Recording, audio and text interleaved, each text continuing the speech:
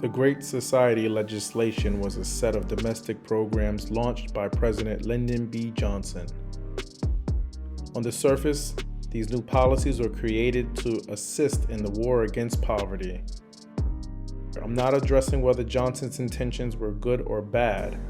In fact, incomes did rise, and the unemployment rate dropped for a period of time. Welfare checks, food stamps, and Medicaid were put into place to help families deal with financial hardships and domestic expenses. However, the conditions required to receive subsidies would prove to be fatal, sending the Black community into a spiraling decline. Welfare subsidies were only available to single mothers who lived in a home without the father.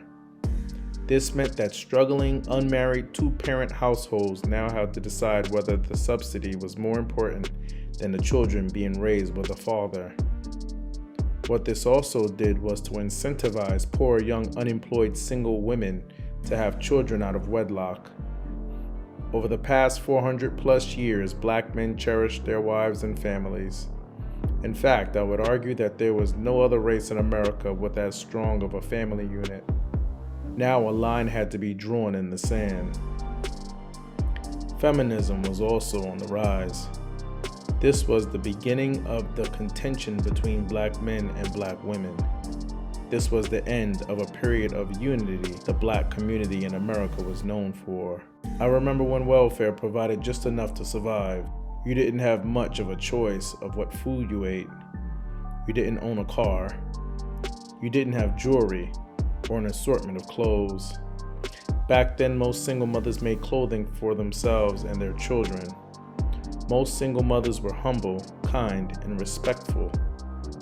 Because living in poverty was a culture and we all were aware of the struggle, we empathized and thought of others, particularly when we felt the most blessed.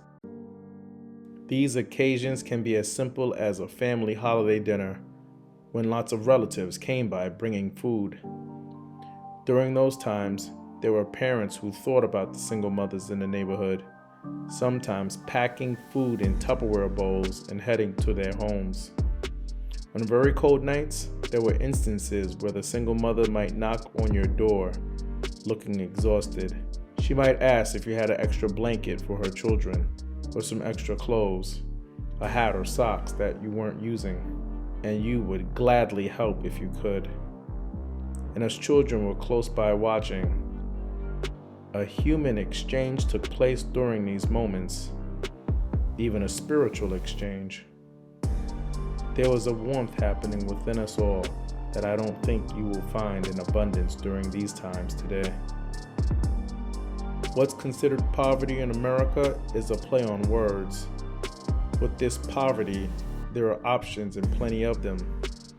With this poverty, there are overweight people with gambling habits. There are people with so many things that they rent storage units. With this poverty, there are people living in the projects who drive BMWs and other luxury vehicles. In this poverty, there are people in subsidized housing who wear $300 sneakers and $200 pairs of jeans. I knew of a single mother who was on welfare, who had more than one vehicle, and boasted about how she'd manipulate the system, all while not working.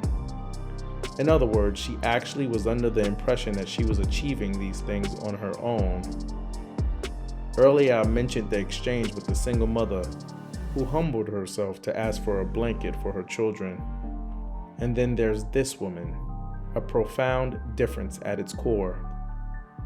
When welfare gave just enough, you might have asked for assistance from your community just to get by. This way, you couldn't afford to have an attitude. You couldn't afford to be arrogant or complacent. And if you had a short temper, you were forced to become better. When the system gave beyond necessity, recipients took everything that was offered hand over fist, and over time, felt that this was their money and even became demanding. Give me my food stamps. The is my second time applying for these damn food stamps. I'm here trying to get some Obama bucks. That's what I'm doing, trying to get some Obama money. I ain't here to get some benefits, you know what I mean? I'm here to get a check. Bitch, I want a check. Tell me why you like Obama. Because he gives me stuff. So what do you get from the government? Tell me everything you get from the government. All I get, stamps, public assistance, Medicaid. We call it money in the pocket. We call it money in the pocket. What kind of benefits are you getting? Oh, let's see. Whatever the hell they got to offer, like, I don't even know. They ain't like they got a checklist, like, nigga, we gonna offer you this, this, and that. I'm just here to get what I can get. Food stamps, it's just food. It's like food. When was the last time you actually worked? We say about half a decade. How many kids do you have?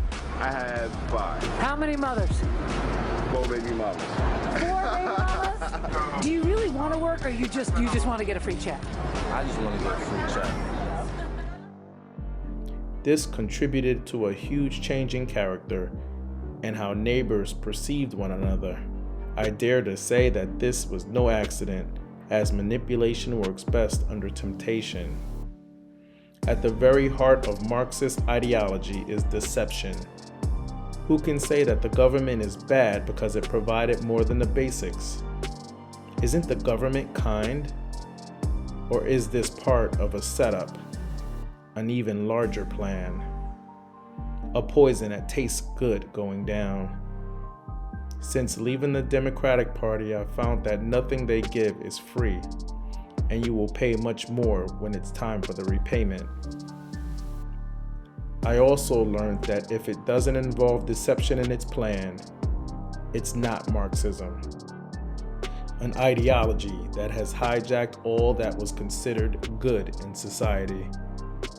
This is my understanding. What is yours? Please comment below. Like and share if you enjoyed this content. Subscribe and ring the notifications bell so that you'll know when I release my next video. Until next time.